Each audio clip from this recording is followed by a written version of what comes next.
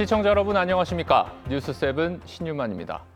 SK하이닉스가 미 증권거래소 나스닥에 상장됐습니다. 미국의 주식을 맡기고 거래하는 예탁 증서 형태이긴 하지만 첫 거래일부터 장중 한때 19% 가까이 급등하며 큰 관심을 모았습니다. 해외 투자자들의 접근성이 높아지면서 40조 원이 넘는 자금이 모일 것으로 예측되고 있는데 미국을 비롯한 글로벌 투자도 본격화될 것으로 보입니다. 오늘 첫 소식은 한국 메모리 반도체 역사의 한 획을 그은 상장 소식부터 전해드립니다. 이나라 기자입니다. 최태원 SK그룹 회장과 광노정 SK하이닉스 대표가 나스닥 상장을 알리는 오프닝 벨을 누르자 환호성이 터져나옵니다. 현지 시간으로 10일 오전 SK하이닉스가 미국 나스닥 시장에서 공식 거래를 시작했습니다. Today is a truly historic day. AI will be everywhere, and wherever AI goes, SK Hynix will be there. SK하이닉스의 ADR 공모가는 주당 149달러, 1억 7,790만 주를 새로 발행하는데 265억 700만 달러, 우리 돈 약 40조 원이 새로 들어옵니다. 미국 증시에 상장한 외국 기업 가운데 중국 알리바바를 뛰어넘는 역대 최대이고 미국 증시 전체로도 스페이스 X에 이은 두 번째 규모입니다. 반응은 폭발적이었습니다.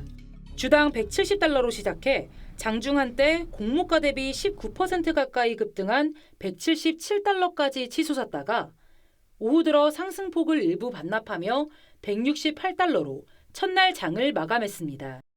ADR 마감가 기준 SK하이닉스 시가총액은 1조 2천억 달러로 미국 마이크론을 단숨에 넘어섰습니다.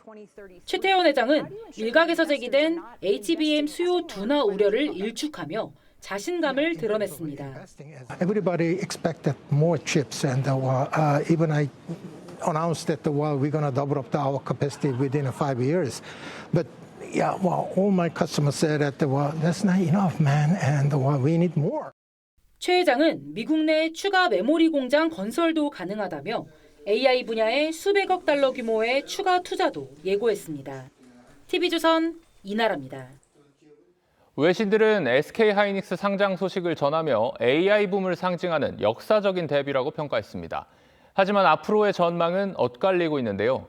막대한 투자금을 확보할 수 있다는 기대감과 함께 실적 유지 없이는 오래 갈 수 없다는 우려도 나옵니다. 이어서 허유하 기자가 보도합니다. 미국 증시에 등장한 SK하이닉스에 외신들의 반응은 뜨거웠습니다.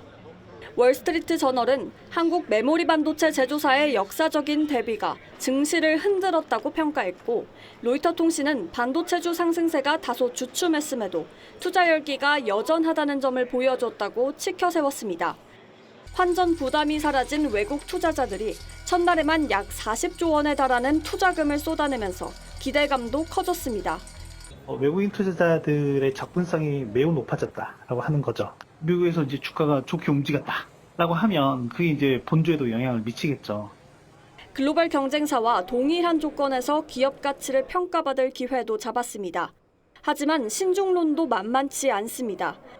이달 들어 빅테크 기업들의 AI 과잉 투자 우려가 시장을 뒤흔들면서 미국 주요 반도체 기업들의 주가는 큰 폭의 하락세입니다. SK하이닉스 역시 17% 넘게 빠졌습니다.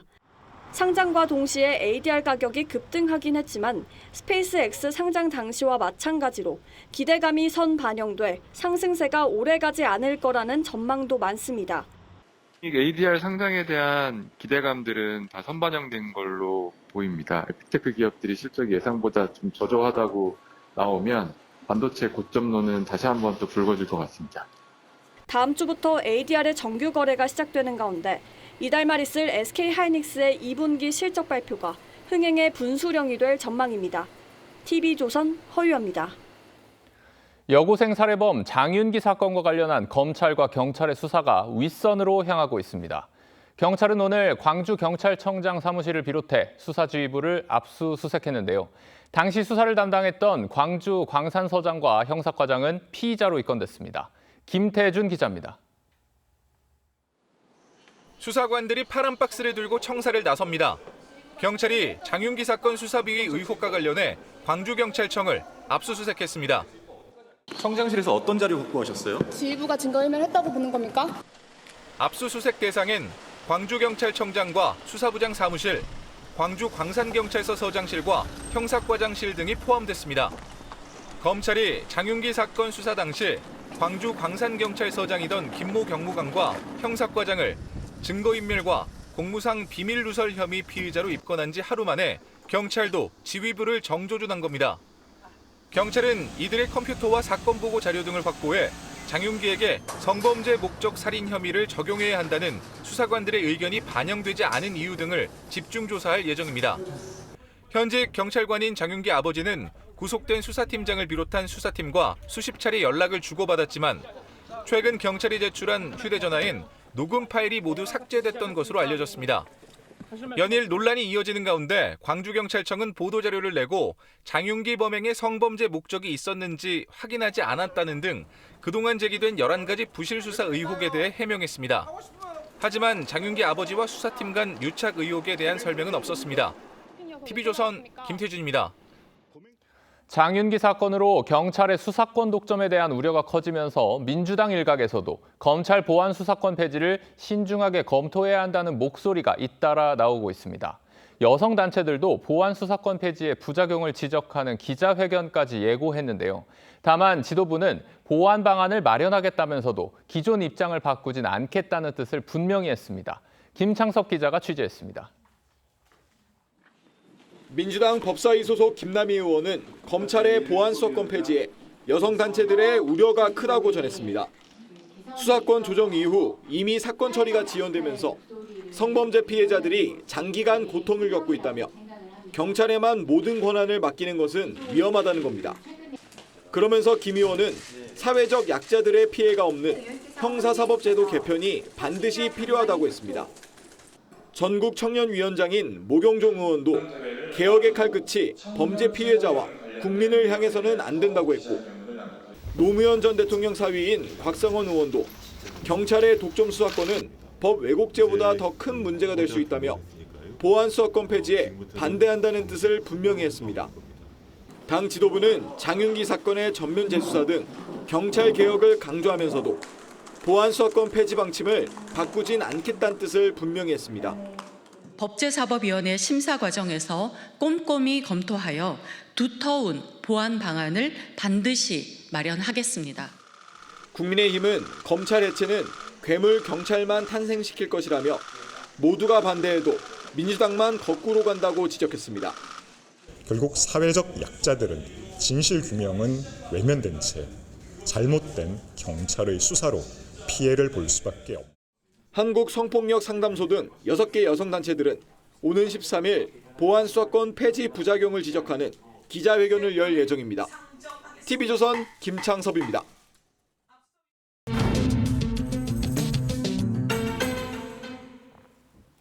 보안 수사권 완전 폐지에는 신중했던 정부마저 결국 폐지 방침을 밝히며 논의를 국회로 떠넘긴 상황이죠. 이런 상황에서 입법 주도권을 쥐고 있는 민주당은 조만간 이 입법을 마무리하겠다는 방침인 것으로 알려졌습니다. 정치부 한송원 기자와 함께 보안 수사권 폐지 진짜 괜찮은 건지 더 짚어보도록 하겠습니다. 한 기자, 검찰 보안 수사권이 폐지되면 경찰이 수사권을 독점하게 되잖아요. 그런데 이렇게 되면 사회 취약계층일수록 더 큰 피해가 우려될 수밖에 없다. 이런 지적이 계속 나오는데 이거 이유를 설명해 주시죠. 네, 현재는 검사가 경찰이 송치한 사건 기록을 보다가 부족한 점을 발견하면 직접 보완 수사를 할 수가 있습니다. 앞서 보신 장윤기 사건이 그랬고요. 이은혜 계곡살인 사건 그리고 고 김창민 영화감독 사건도 경찰이 단순 변사 아니면 상해치사로 결론 내린 사건이었는데 검찰이 보완 수사로 살인죄를 적용해서 기소할 수 있었습니다. 그런데 이제 검찰이 보완 수사를 할 수 없게 되면 성범죄나 아동학대 그리고 장애인 대상 범죄 등이 특히 취약해질 수 있다 이런 우려가 나오고 있습니다. 이들 범죄는 대부분 물적 증거가 부족한 데다가 피해자가 스스로 문제를 제기할 수 없는 만큼 1차 수사기관의 오판 또는 부실, 유착 수사를 걸러줄 2차 안전장치가 더 중요하다 이런 겁니다. 그러면 보완책이 있어야 되지 않겠습니까? 예, 여당이 보완 장치로 거론하고 있는 것 중에 하나가 이의 신청권 강화입니다. 네. 경찰 수사가 부당하거나 미진할 때 피해자뿐 아니라 고소, 고발인 등이 검사에 이의 신청을 하거나 직접 신고하는 간접적 구조로 바꾸겠다 이런 겁니다. 피해자들에게 수사 절차에 대해서 반영할 수 있는 권한을 부여하는 거예요. 계속 문제 제기하거나 들여다볼 수 있게. 그런데 변호사를 쓸 여유가 없거나 법을 잘 모르는 서민들에겐 더 취약한 구조가 될 수 있다 이런 지적이 나오는 건데요. 특히 기존에는 검찰이라는 국가 시스템이 알아서 챙겨주던 걸 왜 피해자가 직접 나서서 문제를 해결해야 하느냐 이런 비판도 있습니다. 이 같은 비판에 김 의원 그제였죠. 여성단체 간담회에 참석했을 때 프레임 씌우기다 이렇게 불만을 나타내는 것으로 알려졌는데요. 김 의원을 포함한 법사위원들과 이 보안 수사권 폐지 문제를 논의했던 한 여성 변호사 피해자에게 100% 부담을 떠넘기는 구조가 맞다 이렇게 정면에서 일갈했다고 합니다.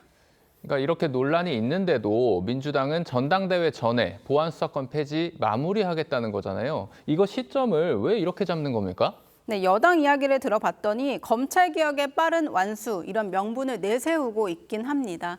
하지만 보안수사권 폐지 문제가 당내 분열이나 당권 경쟁의 소재로 확산되는 걸 차단하겠다는 의도 더 커 보입니다. 여권 일각에서는 우선 법안을 통과시키고 부작용이 생기면 나중에 고쳐도 되지 않냐 이런 분위기도 없지 않습니다. 나중에 고쳐도 된다. 국민이 실험 대상은 아닌데 왜 이렇게 서두르는지 잘 모르겠습니다. 다른 이슈도 짚어보죠. 이재명 대통령이 2주 뒤에 직접 부동산 토론회를 연다고 하는데 야당 반응은 좀 싸늘하더라고요. 국민의힘은 답정너 요식행위다 이렇게 비판하고 있는데요. 7월 말이나 8월 초로 예상되는 부동산 세제안 발표에 맞춰서 여론을 듣는 신용만 하려는 거 아니냐 이렇게 의심하면서 세금 폭탄 명분 쌓기용이다 주장했습니다. 그러면서 부동산, 증시 정책 등을 주도한 것으로 알려진 김용범 정책실장의 사퇴까지 요구했습니다. 야당 주장은 그렇지만 이번 토론회가 실제 정책 기조 변화로 이어질 가능성은 없을까요? 어제 김용범 정책실장의 설명 가운데 좀 의미심장한 부분이 있었습니다. 정부가 정답을 다 알고 있다고 여기진 않는다 이런 대목인데요. 그동안 이재명 대통령은 계곡 정비보다 쉬운 게 부동산 이렇게 말하거나 시장 이기는 정부도 없지만 정부 이기는 시장도 없다면서 부동산 정책에 자신감을 보여왔습니다. 하지만 최근에는 부동산과 관련한 직접 언급 부쩍 줄었습니다.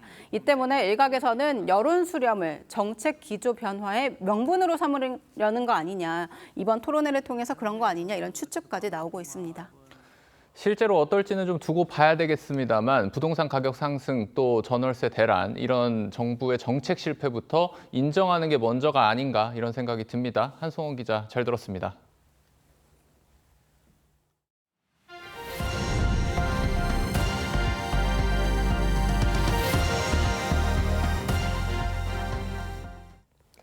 국민의힘이 안규백 국방부 장관의 군무이탈 의혹 공세를 연일 이어가고 있습니다.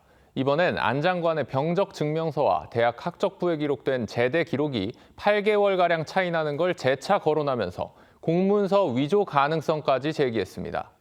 의혹을 해소할 방법, 결국 병적 기록부 공개 말고는 없어 보입니다. 이태형 기자입니다. 안규백 국방부 장관의 병적 증명서입니다. 1983년 11월 5일 입영해 1985년 8월 31일 소집 해제된 것으로 기재돼 있습니다. 반면 안 장관의 대학 학적부엔 입대일이 같지만 제대 날짜가 1985년 1월 4일로 8개월가량 차이가 납니다. 안 장관은 인사청문회 당시 행정 오류로 병적 기록이 잘못 기재된 것이라고 설명했습니다. 제가 3학년 1학기를 85년에 다녔지 않습니까? 근데 그 기록이 이제 병력으로 잘못 기록이 돼 있다, 이 말씀을 제가 드리는 겁니다. 하지만 국민의힘 한기호 의원은 실제 소집 해제 명령이 없었는데 증명서를 제출했다면 공문서 위조에 해당한다고 주장했습니다. 그러면서 학교에 제출된 증명서의 진위와 당시 육군의 인사명령을 조사해야 한다고 강조했습니다. 지금 국방부가 하고 있는 것은 국민을 속이려는 말장난 그 이상도 이하도 아닙니다. 지금이라도 병적 기록을 국민 앞에 당당히 공개하십시오. 무소속 한동훈 의원도 병적 기록에 타령보다 더 심한 내용이 있느냐며 기록이 잘못됐다면 어떤 내용이 왜 잘못됐는지 안 장관이 직접 밝혀야 한다고 했습니다. TV조선은 안 장관의 입장을 듣기 위해 여러 차례 연락을 취했지만 닿지 않았습니다. TV조선 이태형입니다. 민주당 당권 주자들의 당심 잡기 경쟁 주말에도 치열했습니다. 김민석 전 총리는 당의 노선을 정리할 때가 됐다며 정청래 지도부 체제를 직접 겨냥했고, 정청래 전 대표도 대통령을 끝까지 지킬 사람은 자신이라며 견제에 나섰습니다. 논란이 되고 있는 선호 투표제 실시 여부는 아직 결론을 내지 못했습니다. 고승현 기자입니다. 경기도 용인을 찾은 김민석 전 총리가 당원들과 인사를 나눕니다. 김 전 총리는 당의 방향과 리더십이 정리될 필요가 있다며 잘못하면 만년 야당으로 돌아갈 수 있다는 위기 상황이 왔다고 했습니다. 정청래 전 대표를 비판하며 차별화를 강조한 겁니다. 정부 여당은 딴 거 없습니다. 무조건 대통령을 뒷받침해야 합니다. 첫날부터 끝날까지 완벽하게 대통령. 이틀 연속 고향인 충청을 방문한 정청래 전 대표는 자신의 SNS에 이재명 대통령을 끝까지 지킬 사람은 정청래라고 했습니다. 그러면서 당원들께서 1인 1표로 정청래를 지켜달라고 호소했습니다. 이재명 대통령과의 갈등설을 부각하고 있는 친명계의 공세를 차단하려는 의도로 해석됩니다. 전북 익산을 찾은 송영길 의원은 이재명 정권 4년을 잘 활용해야 한다며 당의 지원을 약속했습니다. 당이 너무나 소중한 이재명 정권 4년을 허투루 보내서는 안 되니까. 경북 직장인과 여성, 청년 당원들을 잇따라 만난 고민정 의원은 민생을 강조했습니다. 앞서 민주당은 당대표 선거에 선호투표제를 도입하는 방안을 결정하기 위해 심야 최고위원회의를 소집하려 했지만 이견을 좁히지 못하며 회의 개최가 무산됐습니다. 친청계 의원들의 반발이 여전한 가운데 김민석 전 총리는 주말을 넘겨선 안 된다며 최고위에 조속한 결단을 촉구했습니다. TV조선 고승현입니다. 비가 그친 주말 찜통 더위가 찾아왔습니다. 경북 경산은 최고 기온이 40도 가까이 오르는 등 그야말로 전국이 폭염에 휩싸였습니다. 이 무더운 날씨 저녁에도 이어져 오늘 밤 서울에 첫 열대야 가능성도 제기되고 있는데요. 한강에 나가 있는 취재기자 연결해 보도록 하겠습니다. 네, 금지혁 기자, 더위를 피해 많은 시민들이 나와 있죠? 네, 제가 지금 서 있는 곳은 한강 난지공원 수영장입니다. 저녁 7시가 넘은 시각이지만 기온은 여전히 30도입니다. 찜통 더위 속에 수영장은 낮부터 시민들로 붐볐습니다. 너무 더웠는데 시원한 물에 들어오니까 너무 살 것 같고 너무 좋은 것 같아요. 너무 더워서 거의 옷 벗고 다녀도 될 정도로 그 정도로 더운 것 같습니다. 시민들은 한강 수영장 외에도 도심 곳곳에 마련된 물놀이장에 나와 더위를 피했습니다. 오래간만에 해가 되게 쨍쨍하게 들어와가지고 아침 여기까지 나오게 됐습니다. 오늘 전국 대부분 지역에 폭염특보가 내려졌습니다. 235개 육상 기상특보구역 중 89%인 209곳에 폭염주의보나 경보가 내려진 건데요. 경북 경산은 기온이 한때 40도 가까이 오르기도 했습니다. 낮 기온이 급격히 오르면서 밤에도 기온이 25도 밑으로 떨어지지 않는 열대야가 곳곳에서 나타날 것으로 보입니다. 서울의 경우 올해 처음으로 열대야를 기록할 가능성이 있습니다. 네, 그렇다면 내일은 어떨까요? 오늘처럼 더울까요? 네, 내일도 찜통더위가 이어질 전망입니다. 기상청은 내일 대부분 지역에서 최고 체감 온도가 33도를 넘어설 것으로 전망했습니다. 내일 낮 최고 기온은 서울과 광주가 34도, 강릉은 35도까지 오르겠고 포항은 무려 37도까지 오를 것으로 보입니다. 기온이 높은 데다 곳곳에 소나기가 내려 덥고 습한 날씨가 당분간 이어지겠습니다. 다음 주 중반쯤 장마전선 영향으로 전국에 다시 비가 내릴 전망입니다. 지금까지 서울 난지 한강공원에서 TV조선 금지혁입니다.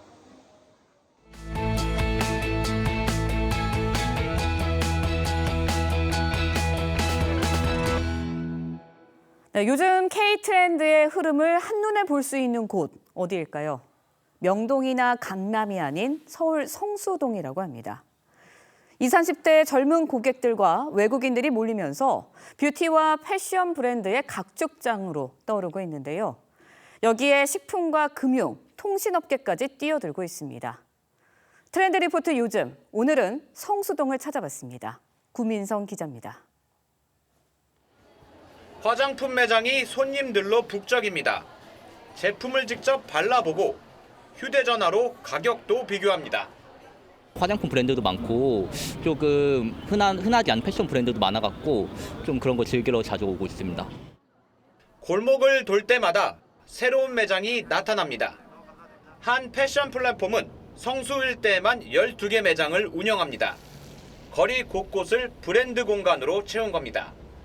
성수가 유입 인구들이 굉장히 많고 또 이 SNS를 이용하는 2030 고객들이 많기 때문에 바이럴 효과도 굉장히 크다고 볼 수 있습니다. 팝업 경쟁은 패션과 뷰티를 넘어섰습니다.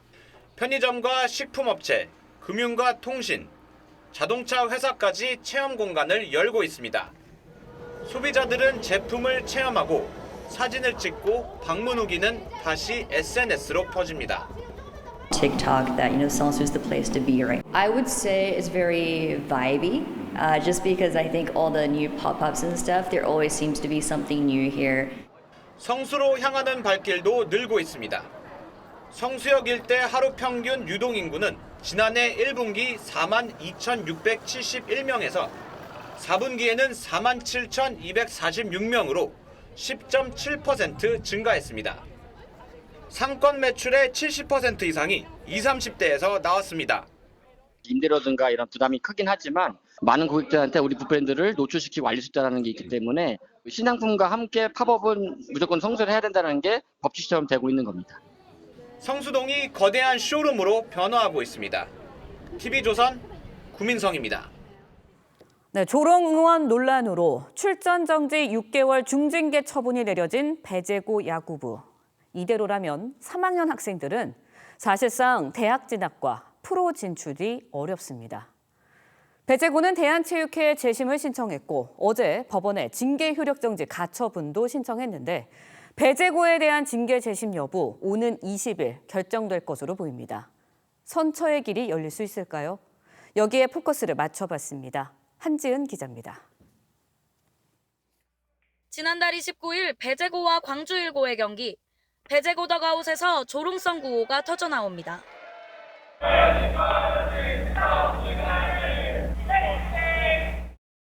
당황한 광주일고 선수단은 항의합니다.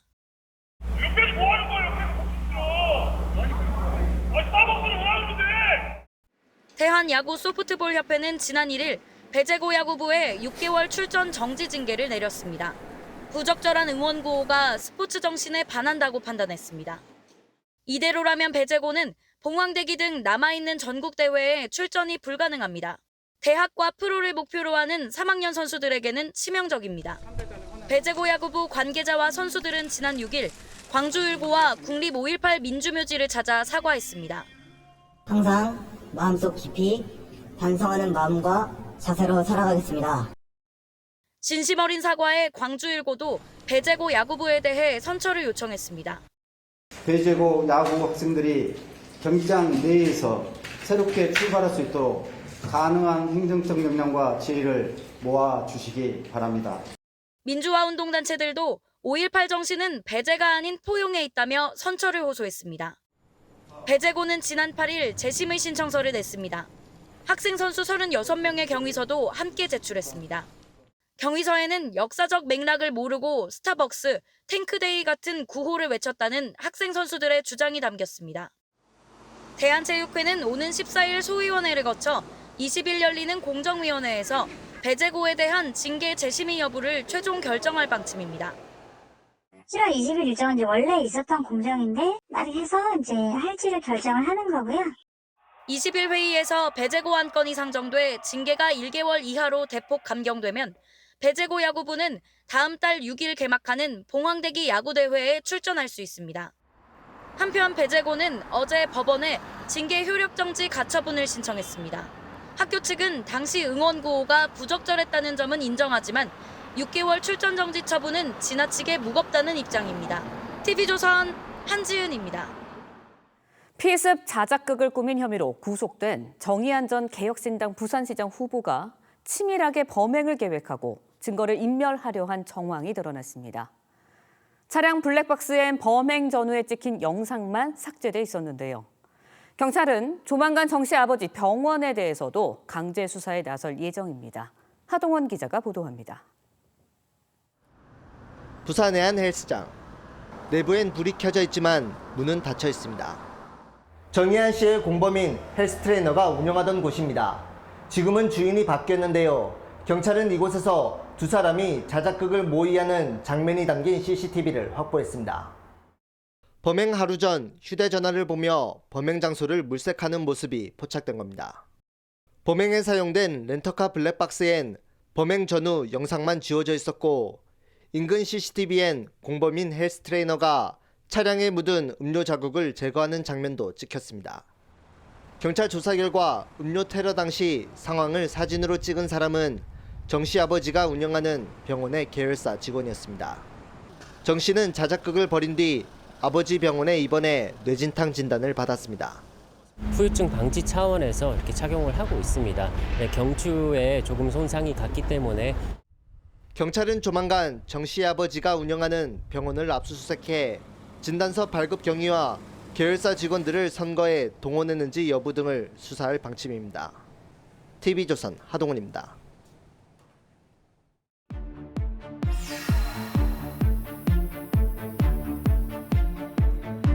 장윤기 사건을 둘러싼 수사 부실 논란이 커지고 있습니다. 핵심은 현직 경찰관인 장윤기의 아버지가 증거를 인멸하고 수사팀과 유착했다는 의혹인데요. 하지만 현행법상 범행을 숨기거나 증거 인멸을 하더라도 가족은 처벌 대상이 아닙니다. 왜 그런 건지 또 무엇이 문제인지 구자영 기자와 따져보도록 하겠습니다. 네, 구 기자, 먼저 가족이 증거 인멸을 했는데 왜 처벌을 할 수 없는 건가요? 친족 특례 조항 때문입니다. 우리 형법엔 범인을 숨기거나 도피시킬 경우 사건의 증거를 인멸, 은닉할 경우 처벌하는 규정이 있습니다. 이를 어기면 최대 5년 이하의 징역 혹은 700만 원 이하의 벌금형에 처해지는데요. 하지만 친족이나 동거 가족이라면 처벌하지 않는다는 예외 규정이 있습니다. 이게 바로 친족 간의 특례 조항입니다. 네, 그렇다면 내 가족의 범죄 다 숨겨줄 수 있다라는 뜻인가요? 지난 1953년 형법이 제정될 때부터 있었던 조항입니다. 유교적 가족 공동체의 특성상 가족의 범행을 혈연의 손으로 입증하게까지는 할 수 없다는 취지였는데요. 가족을 돕고 싶은 감정의 영역까지 법으로 처벌할 수는 없고 가족 간 고발을 강요하다 보면 가족 해체라는 최악의 상황까지 불러올 수 있다는 이유였습니다. 네, 그런데 이번 장윤기 사건을 보면 아버지의 증거인멸이 도를 넘지 않았나라는 생각이 들거든요. 그렇습니다. 특히나 장윤기 아버지의 경우 현직 경찰 간부라는 점 때문에 수사팀과의 유착 의혹까지 불거졌는데요. 성범죄 혐의를 입증할 결정적 증거인 케이블 타이를 차에서 빼내 자신의 거주지에 보관했는가 하면 휴대전화 녹음 파일까지 모두 지웠습니다. 사건의 핵심 증거들이 하나둘 사라진 상황에서 모방 우려까지 나오고 있죠. 법 개정에 대한 목소리가 제기되는 이유입니다. 법 원칙을 위반한 것이 많았기 때문에 이것에 대한 개정은 분명히 있어야 된다. 수사 공무원 또는 공무직을 담당하는 사람에게는 친족 특례의 예외가 인정되는 법 개정이 필요하다고 보입니다. 네, 그런데 이런 경우가 장윤기 사건뿐만은 아니었죠? 네, 지난 2017년 우리 사회를 떠들썩하게 만들었던 일명 어금니 아빠 이영학 사건이 있습니다. 이영학은 피해자인 딸 친구의 시신을 유기한 당일 범행 도구를 강원도에 사는 어머니에게 맡겼는데요. 어머니는 이영학의 부탁을 받고 범행 도구를 모두 태워버렸습니다. 당시 경찰에선 무슨 물건인지 모르고 태웠다고 진술했는데 증거 인멸 논란에도 이영학의 어머니는 처벌을 받지 않았습니다. 그 근거가 바로 친족 특례 조항이었습니다. 지난 2013년 보험금을 노리고 부모를 살해한 전주 일가족 살인 사건에서도 현직 경찰관이던 범인의 외삼촌이 증거 인멸 혐의를 받았지만 친족 특례로 결국 무혐의로 결론났습니다. 이 친족 특례 조항 결국 폐지 기로에 놓였다라는 이야기도 있던데요. 현재 상황이 어떤 건가요? 네, 그렇습니다. 지난 2일 국회에서 친족 특례를 폐지하는 내용의 형법 개정안이 발의됐습니다. 증거인멸과 범인 도피에 대한 친족 특례 조항을 아예 삭제하겠다는 겁니다. 현재 국회 법사위에 회부돼 논의가 진행되고 있는데요. 정성호 법무부 장관도 지난 1일 자신의 SNS에서 친족 특례를 개선할 부분이 없는지 검토할 필요가 있다고 밝혔습니다. 시대가 빠르게 변화하는 만큼 이에 맞는 제도 개선에 대해서도 충분한 논의가 있어야 할 것 같습니다. 구 기자 잘 들었습니다.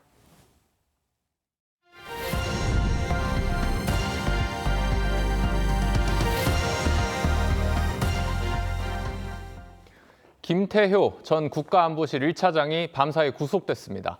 김 전 차장은 12.3 비상계엄 당시 미국 등 주요 우방국에 계엄을 정당화하는 메시지를 전달한 혐의를 받습니다. 법원은 증거인멸 염려가 있다고 판단했습니다. 이나영 기자입니다. 김태효 전 국가안보실 1차장이 구속영장 실질심사가 열리는 서울중앙지법으로 들어옵니다. 오늘 어떻게 소명하실 겁니까? 한 말씀만 해주세요. 다음 기회에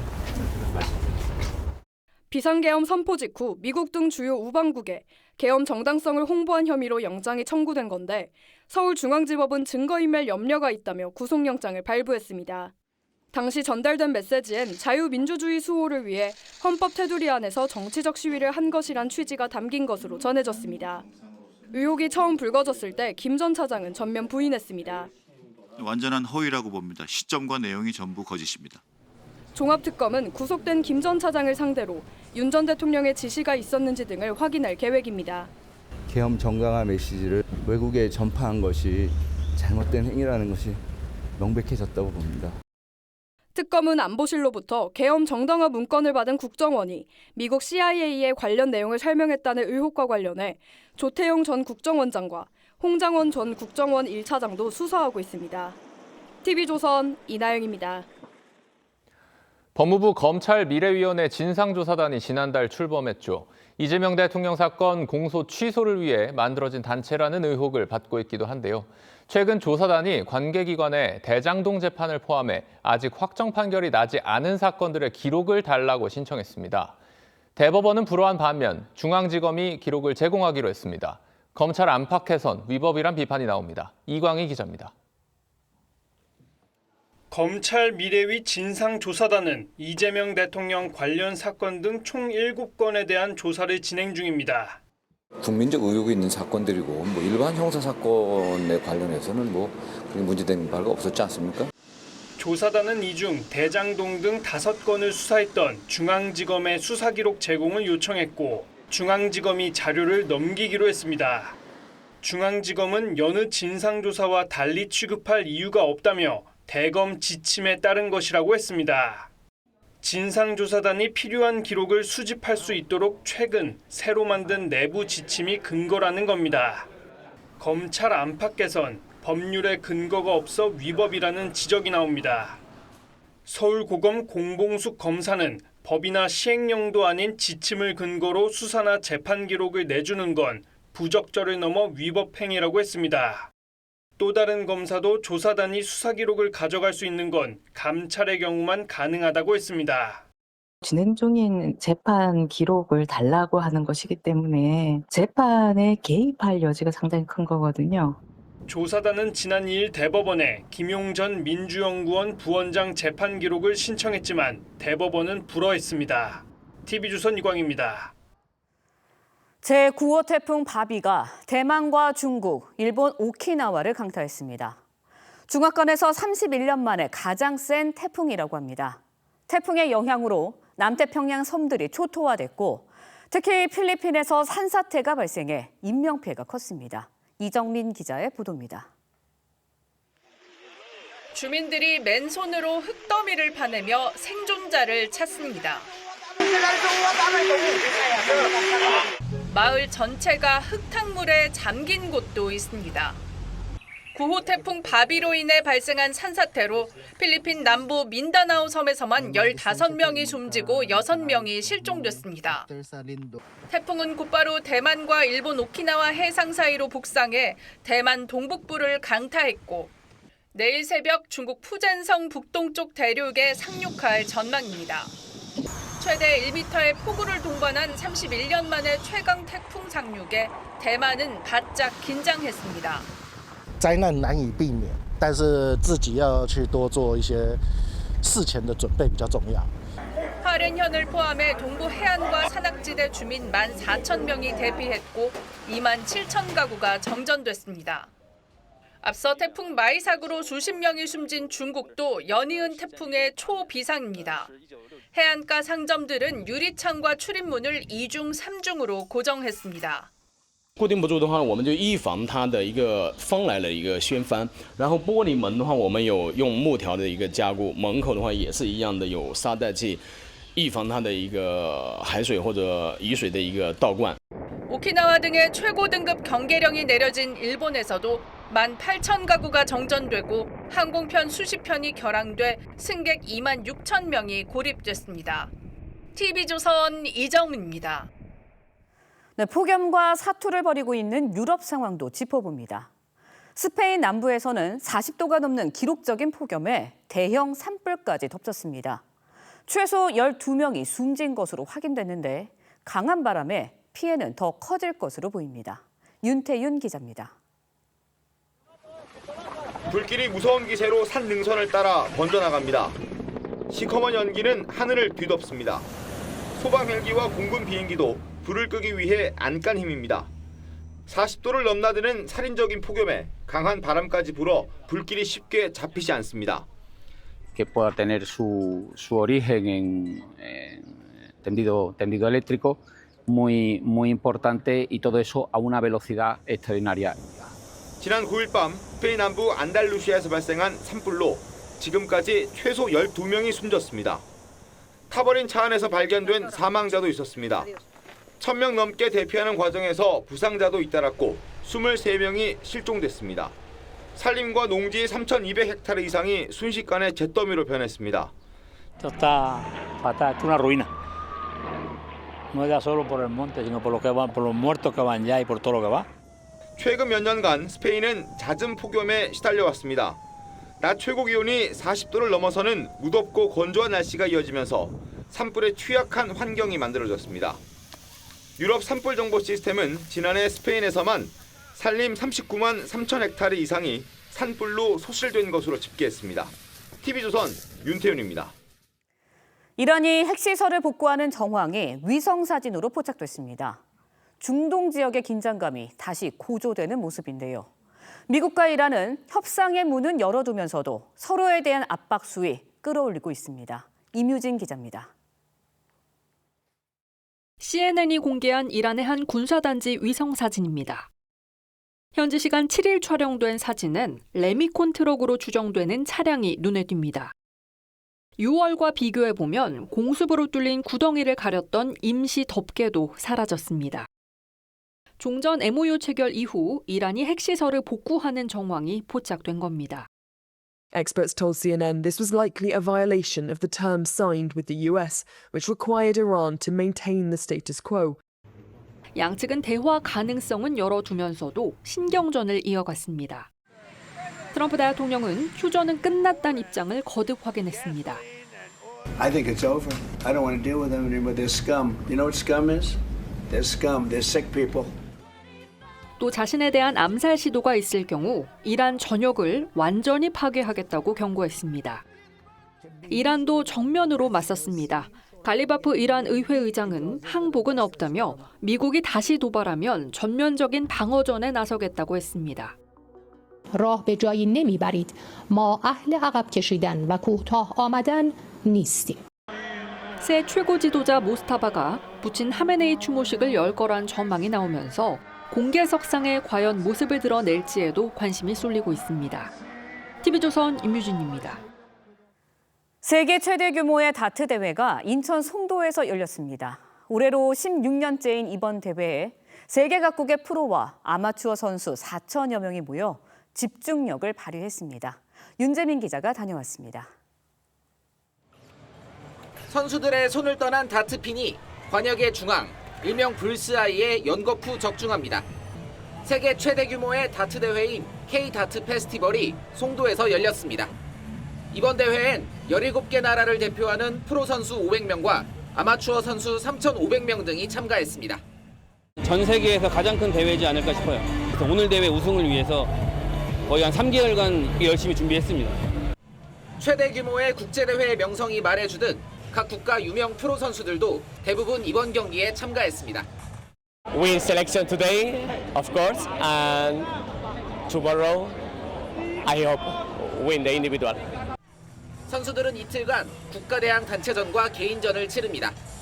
경기 수가 많지만 디지털 장비로 핀이 꽂힌 위치를 정확히 측정하는 소프트 다트를 사용해 신속한 진행이 가능합니다.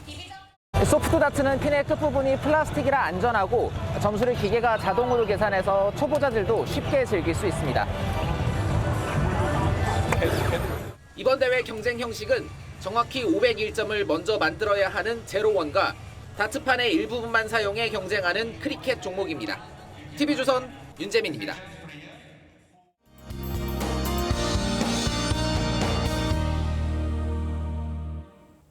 더위가 전국을 뒤덮었습니다. 강원 산간을 뺀 나머지 지역에는 모두 폭염주의보가 내려졌습니다. 오늘 서울은 32도를 웃돌았고 경북 경산은 39.9도까지 치솟았습니다. 밤에도 열기가 식지 않으면서 강원 동해안과 남부 곳곳으로는 열대야주의보를 발령 중입니다.